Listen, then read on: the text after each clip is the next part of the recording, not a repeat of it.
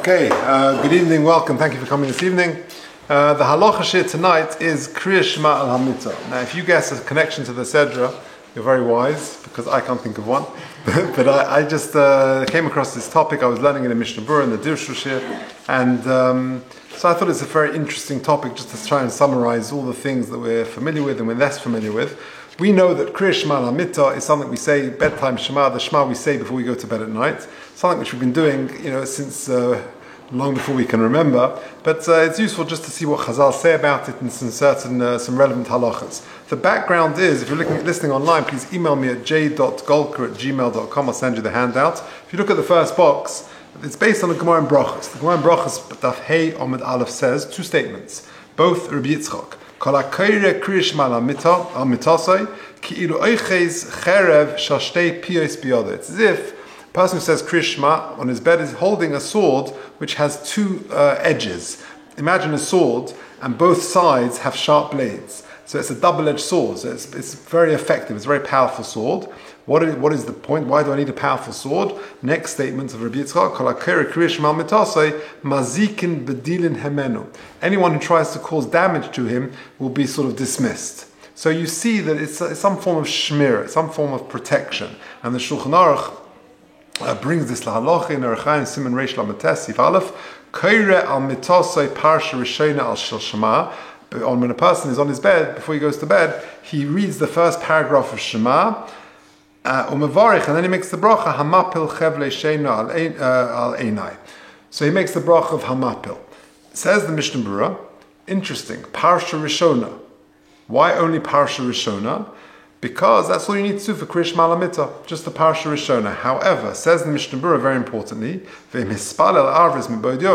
if the person, the man, had davened Mariv when it was still daylight, like is quite common certainly here in London in the summer, where most people, not most, a lot of people are davening Mincha and Mariv before it's night time, then tzarich likros kol ha'parshas. He's got to read all three paragraphs of Shema, because there is a mitzvah aseh min haTorah to say Shema in the morning and in the evening for a man, because it's a mitzvah aseh shezman groma, and therefore even if he daven Mariv at night after plug, which he's allowed to do, however, he's got to make sure he says all three paragraphs of Shema again at night. So when the Mechaber says Kora Mitasa Parsha Rishona, that's talking about a situation where he daven Mariv at night. But if he daven Mariv early, he's got to say all three paragraphs. And he should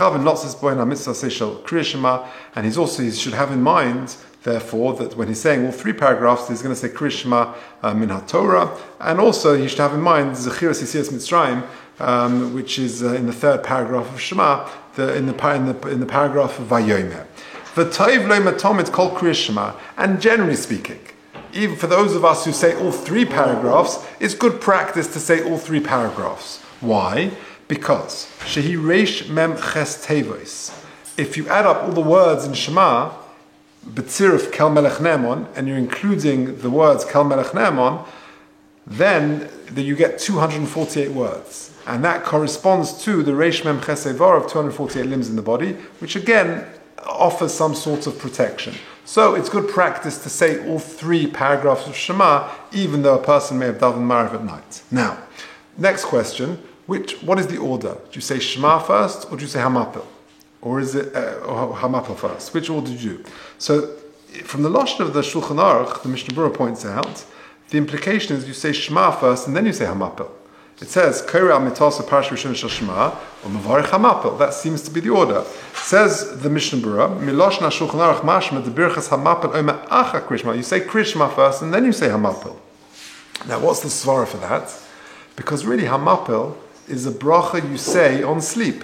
So, like all other mitzvahs, you say a bracha and then you do the act. Mitzvahs are over lasiyosam, which means you take up the apple, you make a bracha bo proetz, and then you eat the apple. You say the bracha al natilas lulav, you shake the lulav. That's always the order. So too over here, you say Hamapil and then you go to bed. That's the act on the bracha, really. So therefore, it makes sense. You're going to tell me that after Hamapil there are loads of psukim, there's Yoshev B'Seisa, there's other psukim. That's inach given to have a mishum shmir lo have a hefsek. They're all sort of protective psukim, and therefore that's part of the whole, part of the bracha, and therefore it's not considered a hefsek in the bracha between the bracha and sleep. That's the svara of the Mishnah Berurah, why the Mechaber suggests you say Shema and then Hamapil, because Hamapil should be as close to the sleep as you can possibly make it. However, the Yesh Me'achronim, says the Mishnah Berurah, Shehiskimu Sheyivarech Birchas Hamapil Kaidem, that actually you make the brach of Hamapil first, V'achakach Kriya Shema, and then all the Psukim. Why? Because, we'll see, Vanira, and what should you do? What does the Mishnah Berurah suggest? Says the Chofetz Chaim, it depends on your nature. It depends how tired you are. How so? Because, if you go to bed and you're so tired that you're going to fall asleep in the middle of Kriya Shema, then say Hamapil first. Because really the brach is Hamapil, and then you go to bed. And if you are not confident that you're going to sort of stay awake, if you say Shema first and then say Hamapil, then actually say Hamapil first. But if you feel confident that you'll stay awake, then then best to put off Hamapil until the end. So, in summary, says the Mishnah Berurah, what should you say first, Shema or Hamapil? Says the Mishnah Berurah, it depends very much on your nature. If you feel confident that you will stay awake, then you say Shema first and the other Psukim, and then you put Hamapil later on, because it should be as close to the sleep as you can make it. If, however, you're not confident of doing that, because you might just drop off before you get that far, then say Hamapil first and see how far you get. Okay, now, what about women saying Kriya Shema Lamit and saying Hamapil? You could argue that this is sort of a daily mitzvah, and therefore it could be caught by the general rule of Zman Groma, and therefore women are exempt from it. Maybe it's connected to Kriya Shema, the daily Kriya Shema. And indeed, the Magen Avram actually says that there is a school of thought that some women, some are of the opinion that women should not say it, or there is a custom that women don't say it. The Magen Avram is in paragraph 4. That which women have, some women have a custom not to say Kriya Shema Lamita, not to say Hamapil. Since it's only at night time. For example, if you have a shluf in the afternoon, you don't say Hamapil. It's a nighttime tefillah, and therefore it's considered Zman Groma, and therefore there are some women who accustom themselves not to say Hamapil at all. However, most poskim maintain that women should say Hamapil because the primary reason is that it's a shmira, and if it's shmira, then women also need protection. And therefore, I think the majority custom is that women do say Kriya Shema, they say Hamapil like everyone else. Interestingly, the Ben Ish Chai, when he talks about children, he mentions this beferish, that it's important to sort of train our children to say Shema before they go to bed. If you take a look at the bottom paragraph, the Ben Ish Chai says, Mishiyascha ledaber, from when a child begins speaking, Melamdoi Aviv Pasuk Shema Yisrael. Parents should teach the child Shema, or Pasuk Torah Tzivalon Moshe, or Pasuk Baruch Hashem Lo'elam Amen V'Amen. Interesting, those three psukim. Shema, Torah Tzivalonu, and Baruch Hashem Lo'elam Amen V'Amen. V'gam melamdoi la'anus Amen al brachos. Also teach your child to say Amen on brachos. V'kasher yaschel lelamdoi mikra v'eis ha'sefer yaschel lelamdoi min Parshas Vayikra. The tradition in Klal Yisrael is you teach kids from Sefer Vayikra, or Parshas Vayikra, to Omer Rabbeinu Zichron Livracha, because Chazal say, Yovei Tahirim vis asku b'taharis. Okay, now take a look at the next paragraph. This is relevant to Kriya Shema Lamita. V'yishtadel lelamdo birchas hanenin or birchas hashayotz bal peh. Try and train children to say birchas hanenin, brachas on food and other mitzvahs and things like that, and ashayotza, to say ashayotza bal peh, because this is going to be a regular recital, and therefore they should know it bal peh. V'gam Kriya Shema, v'yargilu limud Kriya Shema b'boiker v'erev v'al hamita. Train kids to say Kriya Shema in the morning, in the evening, and before they go to bed. Don't let them go to sleep without saying Kriya Shema, says the Ben Ish Chai. Because this will help a child have Yiras Shamayim at the end. It's very interesting words of Ben Ish Chai. Now, other fun facts about Kriya Shema L'Hamita. How long do you have to sleep for to say Kriya Shema L'Hamita? So, for example, I remember some time ago, I can't remember the circumstances, but I was traveling and I got back very late, and it was 4 or 5 o'clock in the morning before I managed to get to bed. And I set my alarm. I don't know how you do it, but on your phone, it tells you how many hours, how many minutes till the alarm is going to go off. sadly, there was no hours. It was minutes, right? So whatever it was, 45 minutes. Yeah, that's that. Okay, that's what it was that night. It doesn't. It's a very rare occurrence that. But that's what it was that night. Do I say hamapel? Is there a minimum? What's the minimum shluf that you say hamapel for? So the answer is generally half an hour. As long as you know you're going to sleep for more than half an hour, then that is considered substantive enough that you say hamapil. And if you are in doubt whether you will sleep or not, then you don't say hamapil. Now, a good example of that is when you're traveling. I don't know about you, but I find it very difficult to sleep on a plane. And therefore, if you take a night flight and you're sitting down and then you've been served your meal, the lights are dimmed, and you're, do not disturb sign on your forehead for the next 3 hours, I wouldn't say hamapil because I'm not confident that I'm going to sleep. And if you're in doubt whether you will sleep, then you do not say hamapil.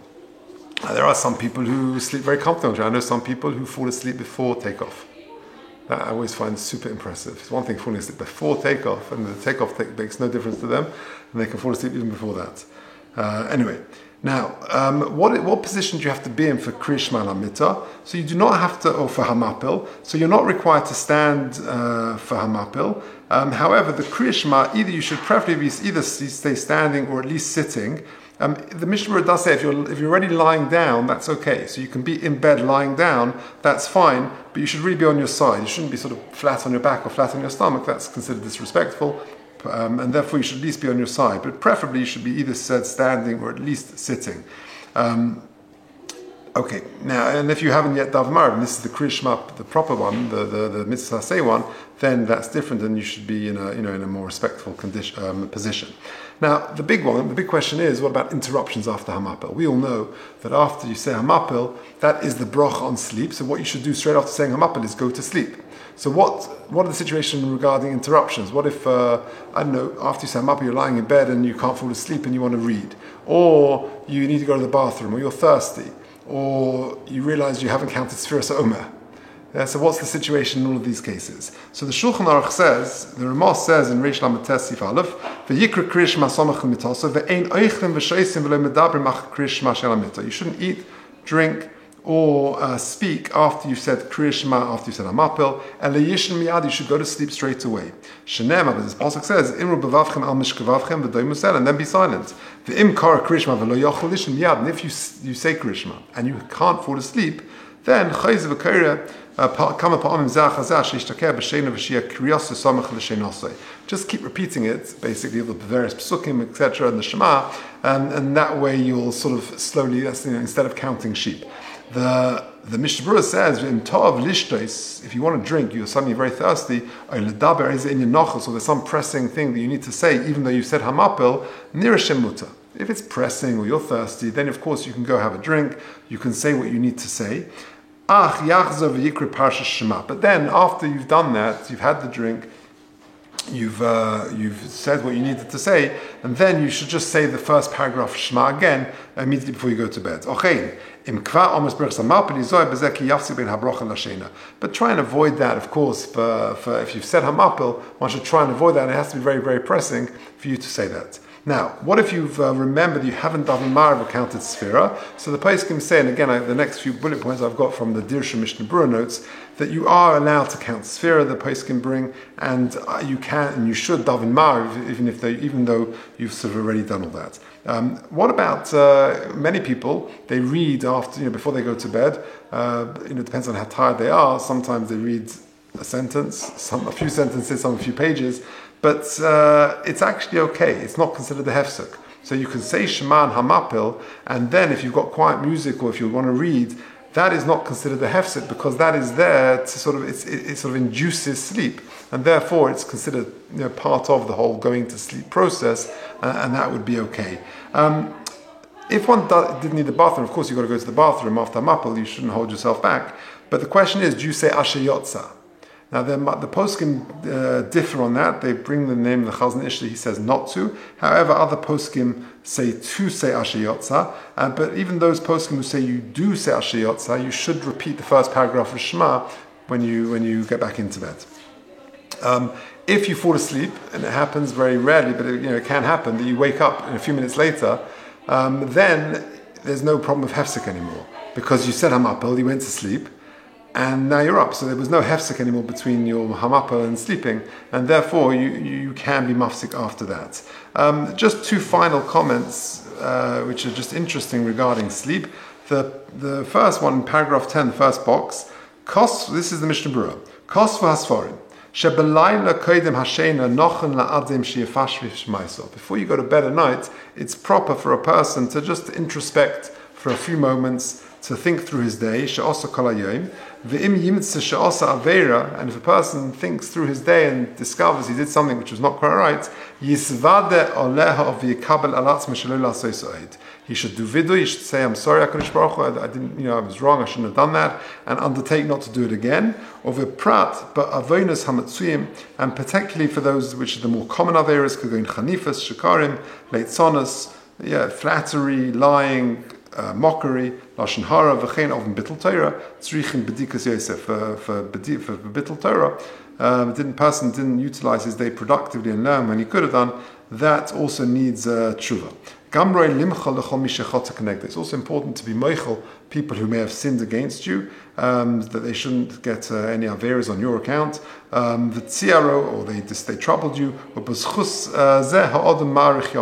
And if a person wants a skul of arichas yomim, says the Gemara, basing on the Gemara in Megillah Kafches, that a person should go through this process before he goes to bed. And one final point is the Kitzur Shulchan Aruch in Siman Ayin Aleph, take havnosa b'sheina. When you go to bed, what is the purpose of sleep? Is lechazik keichei la'avodos koinai. To re-energize himself, to give himself strength, to serve HaKadosh Baruch Hu, v'azay nechsheves leila avodas Shemayim. Amazing, like we spoke, I think we mentioned before, that a person spends a lot of time over the course of his life in bed. A person, can live for 90 years and sleeps 8 hours a night. That's 30 years in bed. And even if he sleeps 6 hours a night, he goes to bed at 11 and gets up at 5, and he's lived till 100. That's 25 years in bed. So either way, he's spending a lot of time in bed. Do you get mitzvahs for that? Is it rewarded, not rewarded? It's parav, it's nothing. But if you have in mind what the kids are saying over here, lechazik kochel avodas kono, then it's considered part of his avodas Hashem. Interestingly, the Taz says that if a person, sleeps with the kavanah to recharge the batteries for another day of avodas Hashem, he gets as much schar as if he fights off sleep to learn or to do some chesed or to do something more. Which is, people think, wow, you're battling sleep in order to stay awake to learn more. That's tremendous. But to go to sleep, maybe not. Well, it depends. If your kavanah is the Shem Shemayim, that can be a very, very noble exercise too. Okay, let's leave that there.